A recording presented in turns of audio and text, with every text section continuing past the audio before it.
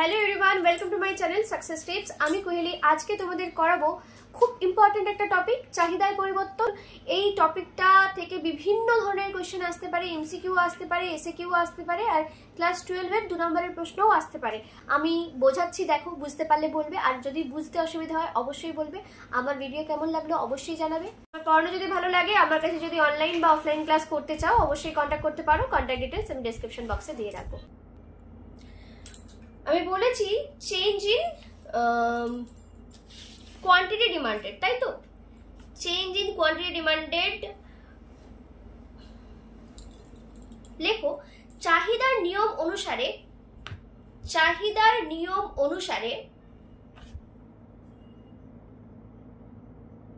ক্রেতার আয় কমা চাহিদার নিয়ম অনুসারে ক্রেতার আয় কমা সংশ্লিষ্ট দ্রব্যের দাম কমা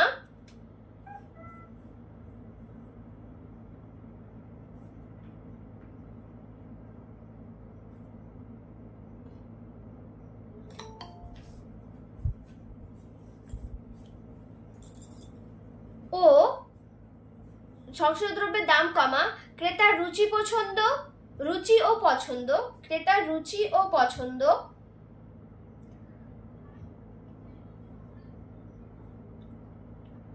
কমা সময় ইত্যাদি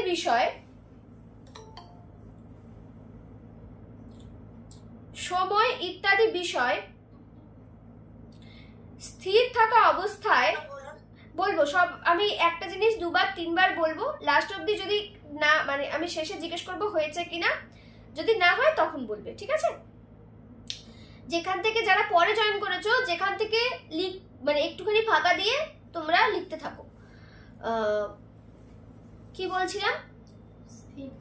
স্থির থাকা অবস্থায় কোনো দ্রব্যের দাম বাড়লে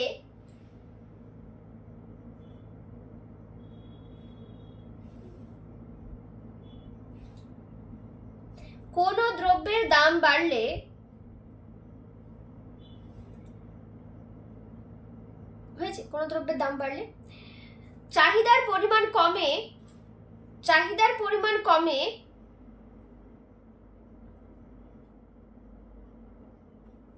এবং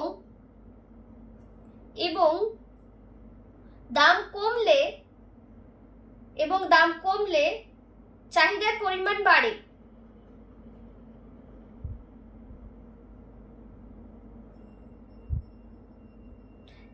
দাড়ি বা পূর্ণচ্ছেদ দাও।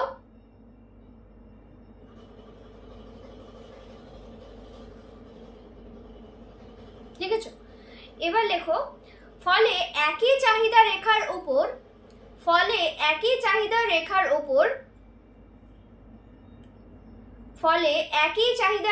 উপর হয়েছে ক্রেতা এক বিন্দু থেকে অন্য বিন্দুতে স্থান পরিবর্তন করে। ক্রেতা এক বিন্দু থেকে অন্য বিন্দুতে স্থান পরিবর্তন করে।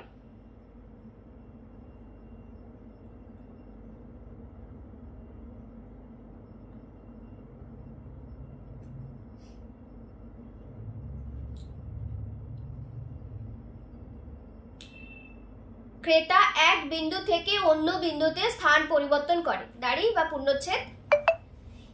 একেই চাহিদা রেখার উপর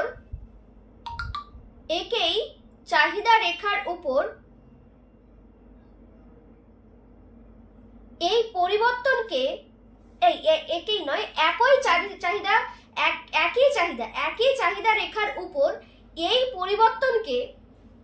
একই চাহিদা রেখার উপর এই পরিবর্তনকে বলা হয় চাহিদার পরিমাণে পরিবর্তন।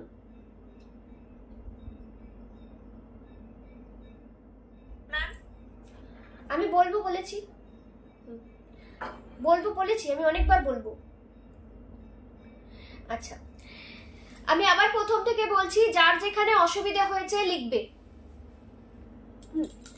এবার এখানে আমরা কি পড়লাম একবার দেখি। এখানে চাহিদার চাহিদার নিয়মের কথা উল্লেখ করেছে। চাহিদার নিয়মে কি ছিল? দামের পরিবর্তন কথাটা ছিল, তাই না? দামের পরিবর্তন হয়েছিল। দামের পরিবর্তন হওয়ার জন্য কি হয়েছে? দামের পরিবর্তন হওয়ার জন্য কি হয়েছে দেখো, ভালো করে বোঝো। ছবিটা আমি আরেকবার আঁকছি। চাহিদা রেখা এটা। এবার এটা ধরো পি, এটা কিউ, এদিকে দাম, এদিকে কোয়ান্টিটি।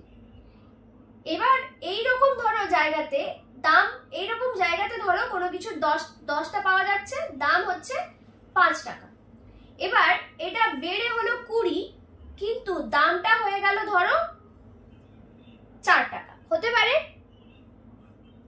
এখানে কি হয়েছে? এই যে এ বিন্দু থেকে বি বিন্দুতে স্থান পরিবর্তন। দেখো ওখানে লেখা হয়েছে যে একটা বিন্দু থেকে ক্রেতা কি হচ্ছে, দামের পরিবর্তনের জন্য দামটা কমেছে বলে ক্রেতা কি করছে? যাবো, মেঘ আছে, খাবো, একটুখানি এটা শেষ করি। এ বিন্দু থেকে বি বিন্দুতে যাচ্ছে কেন? দাম কমেছে বলে। দামটা কি হয়েছে? দামটা হয়েছে 5 টাকা থেকে 4 টাকা হয়ে গেছে, তাই ক্রেতার চাহিদাটা কি হয়ে গেছে? ক্রেতার চাহিদাটা কি হয়ে গেছে? এ টু বি হয়ে গেছে, তাই তো? ক্রেতার চাহিদাটা এ টু বি হয়ে গেছে। বুঝলে কি বললাম? 5 টাকা থেকে যখন 4 টাকা হয়ে গেছে, ক্রেতা কি হয়েছে? এ থেকে বি তে চলে গেছে। সবাই বুঝতে পেরেছো?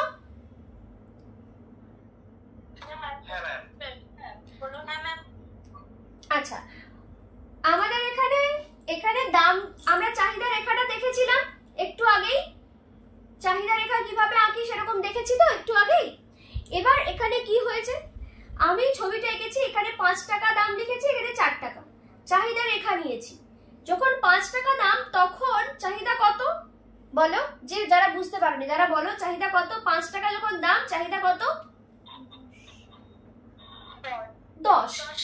10টা। এবার যখন চাহিদা হচ্ছে, এই দাম হচ্ছে 4 টাকা, তখন চাহিদা কত? 20।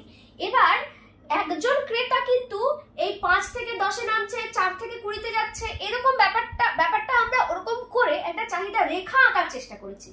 রেখা অনুযায়ী একজন ব্যক্তি কোথা থেকে কোথায় যাচ্ছে? 5 টাকা যখন দাম তখন ছিল এ বিন্দুতে, আর 4 টাকা যখন দাম তখন ছিল তখন হয়েছে বি বিন্দুতে। তাহলে ক্রেতার চাহিদাটা একটা চাহিদা রেখাতেই কোথা থেকে কোথায় গেছে? এ থেকে বি বিন্দুতে। বোঝা গেছে? দামটা যখন পরিবর্তন হচ্ছে, 5 থেকে 4-এ যাচ্ছে, তখন লোকটার চাহিদা বা ব্যক্তির চাহিদা এ থেকে বি হচ্ছে। বুঝেছো? এবার বুঝেছো? আমার ভিডিও দেখার জন্য তোমাদেরকে অনেক থ্যাংক ইউ। আর যদি আমার পড়ানো ভালো লাগে, আমার কাছে অফলাইন বা অনলাইন ক্লাস করতে চাও, অবশ্যই কন্ট্যাক্ট করতে পারো। কন্ট্যাক্ট ডিটেলস ডিসক্রিপশন বক্সে দিয়ে রেখেছি। অবশ্যই হোয়াটসঅ্যাপ করো, কারণ কল করলে আমি ধরতে পারি না। Thank you.